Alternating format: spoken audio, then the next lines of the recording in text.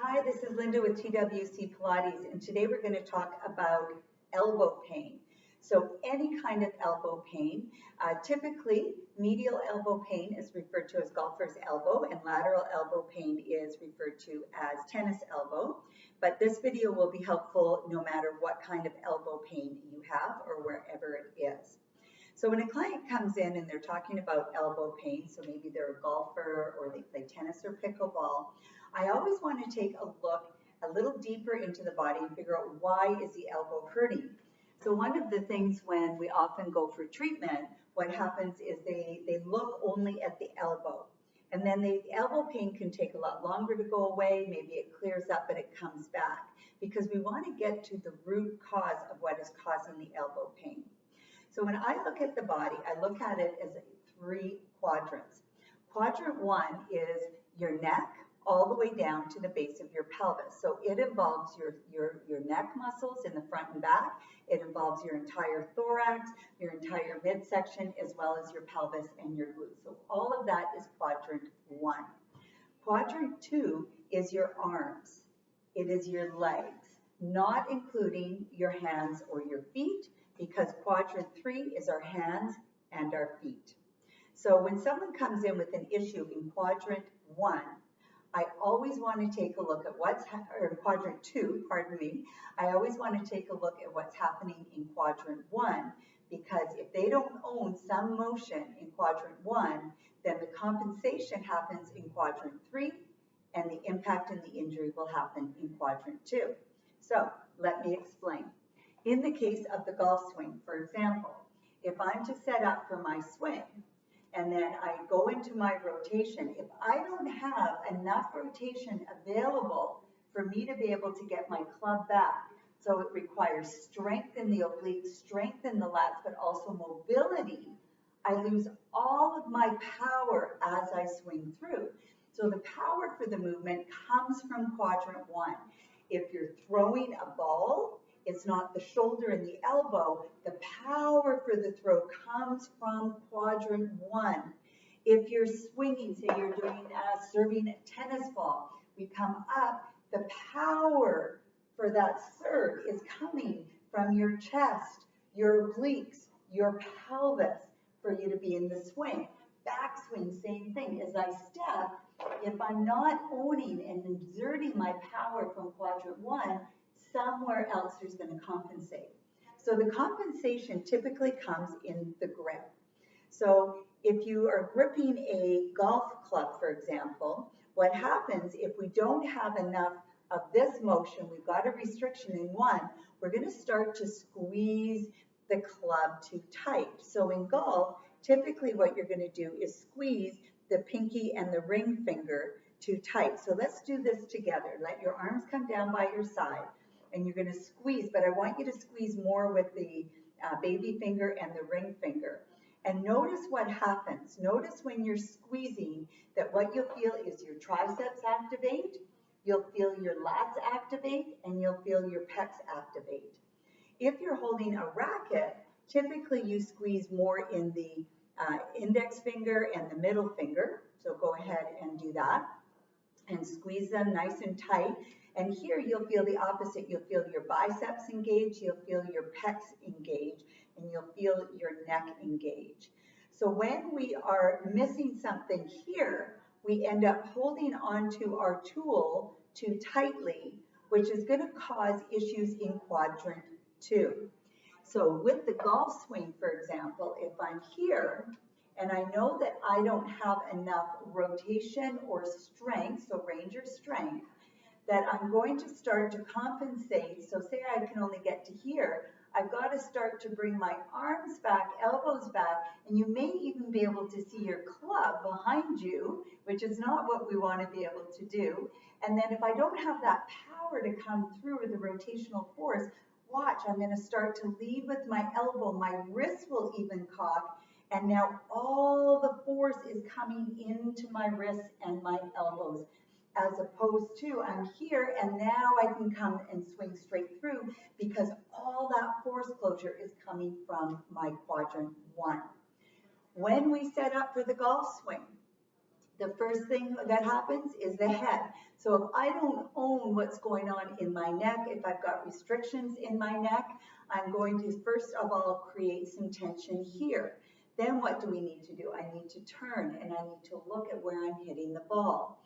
So when we are healing elbow pain, we also want to be doing some work in through quadrant 1 so that we don't have those compensation patterns by over gripping and by changing my swing and therefore impacting the elbow. So that is the why, the what and the why. So now how? So client comes in, they have medial elbow pain.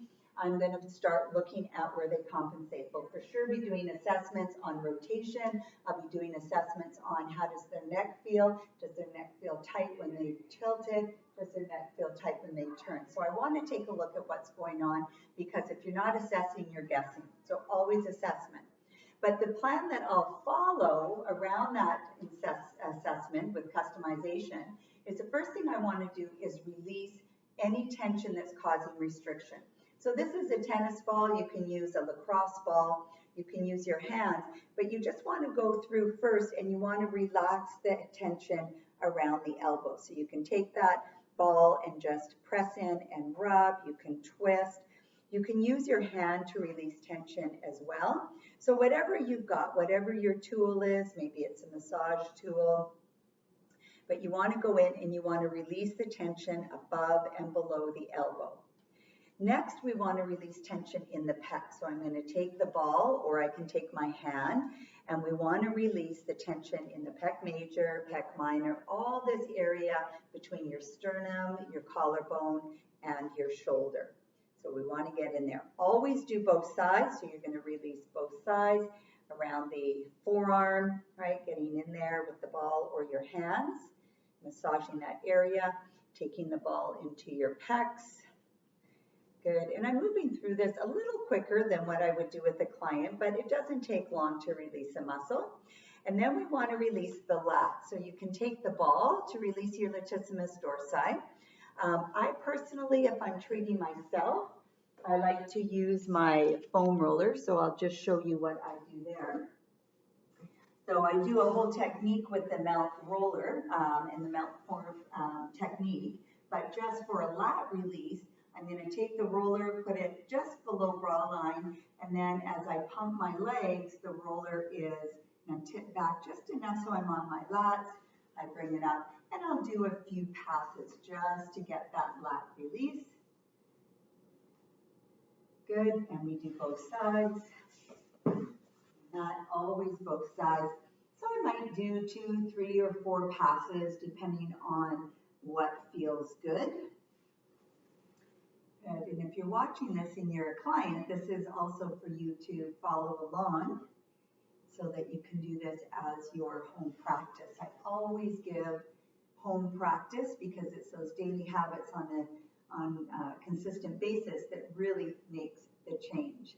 Good, so we're going to release then our forearm, we're going to release our pecs, we're going to release our lats, and we also want to release our neck. So you know, I go in and I really just palpate for any area that feels tender, and I just do some release there. So, you know, if you're doing this on your own, you're not a practitioner, I just want you to feel for what feels tender and get in there and massage it. If you come and see me, I will be able to help troubleshoot so that we just know specifically where you need to release. But definitely one of the postural flaws is the lifting of the chin. So more often than not, what I see is this, which is shortness in the back and length in the front. So typically what we need to do is release all through the side and the back, and we need to activate the front. All right, good. So we're doing great. So the second one is the next one is the psoas. You want to find your umbilicus, and the psoas release is all around the outside of the belly button. If it feels tender, just hang out there a little bit longer.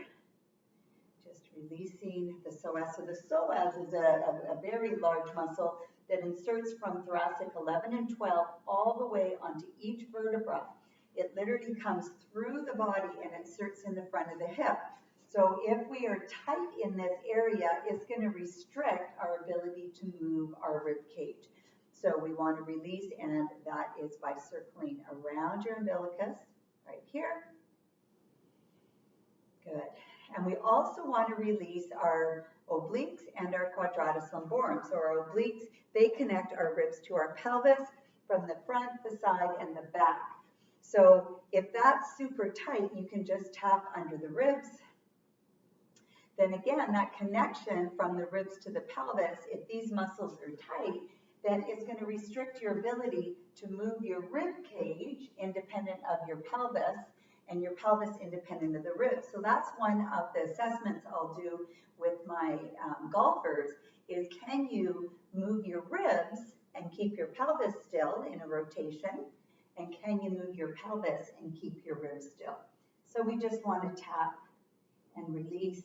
You can stroke, you can massage, whatever works for you, but we do want to release all of that as well.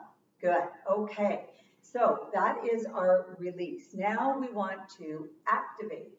So the activation, one is in the forearm. So typically what happens is we get tight in through here and we get restricted through here. So I'm going to have you just flex your wrist. You want to keep the hand relaxed. You're not gripping. And that just helps to activate the forearm extensors. And you're just going to go ahead and chop as you're holding that flexion.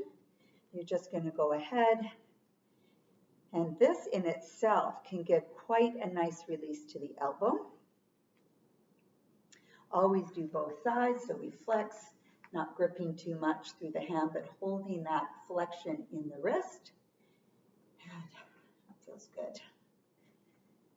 Excellent. And then we just release. So we want to do some activation by touching on what we call Chapman points. And those are Chapman points on some of our energy meridian lines that helps to activate certain muscles. So the Chapman point for our lats, if you go from the nipple line, it's between ribs 7 and 8. You go right in between the ribs and you massage in there. If you've got the right spot, you'll know because it's usually a little bit tender. So we want to just rub in there. Good. The Chapman point for your glutes, which need to be activated, is just at the side, just at the jaw. So you can clench, feel that muscle tighten, and you're just going to rub in there on both sides. Good. And then the Chapman point also for the glutes is at the back of your head. So you're just going to press in a little bit, and you're just going to rub here along the skull to activate the Chapman point for the glutes. Good. After that, we want to activate our lats. So we're going to hold your arms by your side, and I'm going to have you just press. So you're thinking about bringing this part of your arm to this part of your ribs, and you just squeeze in, and you're going to hold that for 4. Keep that tension. You're going to bring the other side, do the same thing. Now you're holding both for a count of 4. You're going to release your first side, hold the second side for a count of 4, and then relax it. And repeat that 3 times. So we press in, we squeeze, 2, 3, 4. We bring the other side in, 2, 3, 4. We hold, then we release one side, the first side, and then the second side. So we're doing one at a time so that the brain can distinguish what's happening through the lats, that there's 2 sides to this that it can distinguish, one from activating, one from releasing while the other stays active, and then you relax. Good. So those are some of the things that I do for elbow pain. I certainly will look further at rib mobility and rotation and do more from there, but that in itself should give you some really great release and healing for any kind of elbow pain, both medially and laterally. From there, what we want to be looking at is how is your form. So an example, I was talking to a client today who plays pickleball, and she said, Linda, most pickleballers spend their time in their ready position like this. So what's wrong with this position? What is it about this position that could cause stress? So my back is rounded, my head is up. So what have I done to my neck? I've shortened the back of my neck, I've lengthened here. My upper back is round, and so now I have no power, and I actually don't have an engagement with my core so I can move. So we really want to support you in getting the position through your quadrant 1, so getting your chest up, your scaps down, your lats engaged, your core engaged, and now notice my head position is really nice and neutral with my spine so that I'm ready to move and go. And so those are some things that we can help you with here, is looking at what are the mechanics that are needed for a sport so that you can play powerfully and really access all the power that lives in quadrant 1. So I hope you found that helpful. Thank you for watching. If you have any questions, just drop me a